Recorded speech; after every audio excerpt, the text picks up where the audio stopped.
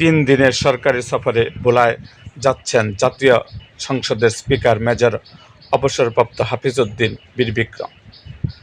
আজ বৃহস্পতিবার 16 এপ্রিল সকালে ঢাকা থেকে সড়কপথে বরিশাল হয়ে বিকেলে ভোলায় আসার কথা রয়েছে তার। জাতীয় সংসদের স্পিকার নির্বাচিত হওয়ার পর এটিই তার নির্বাচনী এলাকা ভোলা-3 লালমোহন তজুমুদ্দিন আসনে প্রথম সফর হওয়া দলীয় নেতাকর্মীদের মাঝে ব্যাপক উৎসাহ উদ্দীপনা বিরাজ করছে। স্পিকার হাফিজউদ্দিন আহমেদ এর সফরকে ঘিরে সরকারি বেসরকারিভাবে নানা কর্মসূচি গ্রহণ করা হয়েছে। সফরসূচি থেকে জানা যায়, বৃহস্পতিবার সকালে ঢাকা থেকে সড়কপথে রওনা দিয়ে বিকেল 3টার দিকে তিনি ভোলা সার্কিট হাউসে উপস্থিত হবেন।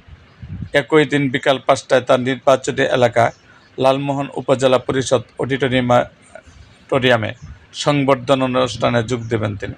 শুক্রবার 17 এপ্রিল সকাল 9টায় লালমোহন উপজেলা কর্মকর্তাদের সঙ্গে মতবিনিময় সভায় অংশগ্রহণ করবেন।